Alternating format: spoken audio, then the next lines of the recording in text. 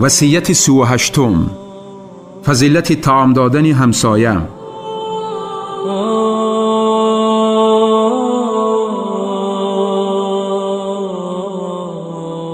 از ابوذر رضی الله تعالی عنه روایت است که پیغمبر صلی الله علیه و سلم فرمود: ای ابوذر، هرگاه طعام پختی آبش را زیاد نما و به همسایگانت بفرست.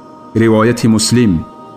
ابوذر رضی الله تعالی عنه روایت می نماید که دوستم پیغمبر صلی الله علیه و سلم مرا گفت: تمام کارهای معروف را یعنی نیک را انجام بده.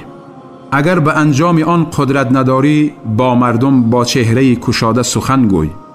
هرگاه شوربا پختید آبش را زیاد نمایید و به همسایگانتان خیر نمایید.